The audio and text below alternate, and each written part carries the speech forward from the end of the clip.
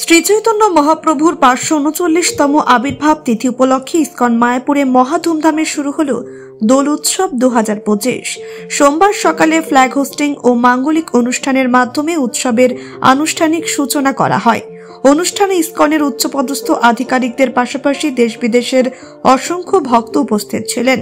ইসকনের জনসংযোগ আধিকারিক রসিক গৌরাঙ্গ দাস জানান, এবছর 35 দিন ব্যাপী উৎসবের আয়োজন করা হয়েছে, যার সমাপ্তি হবে 16 মার্চ 2025।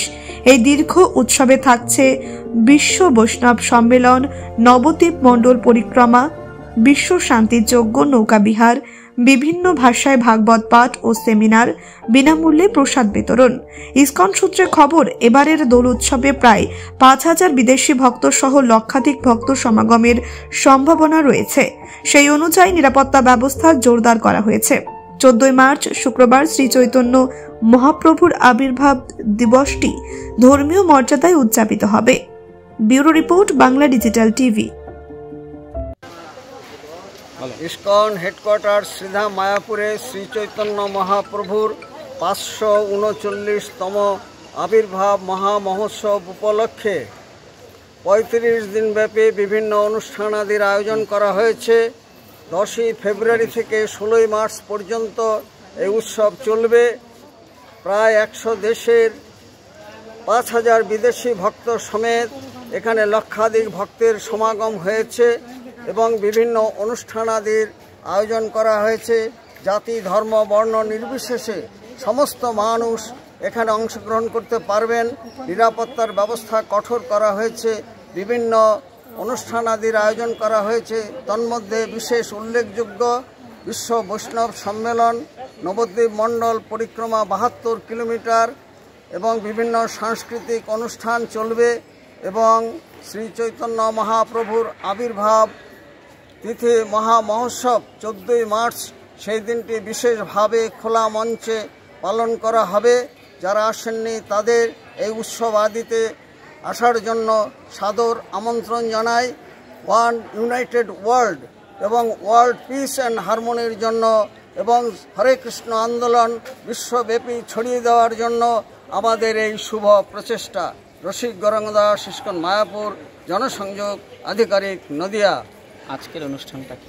আজকে আনুষ্ঠানিকভাবে দোল পূর্ণিমার এই শুভ আবির্ভাব উপলক্ষে ফ্ল্যাগ হোস্টিংয়ের মাধ্যমে এটা সূচনা হয়ে গেল এবং সমাপ্তি হবে 16ই March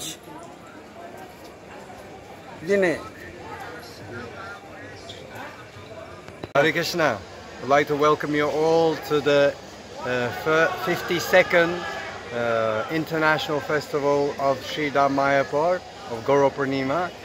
And as you can see here, as you walk around, there are about 100 different countries represented. So ISKCON Sri Dham Mayapur, Founder Acharya His Divine Grace A.C. Bhaktivedanta Swami Srila Prabhupada is showing to the world the true nature of United Nations. Over 100 different countries, different people from different religious backgrounds. I myself am from a Muslim country. I'm from North Africa, Morocco. I live in Turkey. And then we all come here together, united under the principle of one God. There is no two different gods. And this is actually a wonderful example showing the world how we can be united. There's no need for fighting generally coming from misunderstanding. So one Supreme Lord, call him Allah, call him Jehovah, call him Krishna, and we chant his holy name, and by chanting his holy name constantly, our heart becomes purified. We come to the realization that we are soul, not body. Difference of body color and body birth, body manufactured in Africa or India, that difference is gone. We are souls, all Jiva, Atma. So in that way, actually, we can truly unite and finish all these problems of the world, especially problems of the world that we see today is by religious background. I am Hindu, we should kill Muslims. Muslim, I am Muslim, we should kill Christians, we should kill Hindus. So all this can be solved actually by realizing that you are a soul, eternal relationship with God. Call him Allah, Jehovah, it's just different name. But actually one Supreme Lord. So this is the way we can unite, and actually this is the way that's being shown here in Sri Dham Mayapur. At present you can see in this festival. Hare Krishna. Your good name? Balaram Das. Previous name? Nurdin.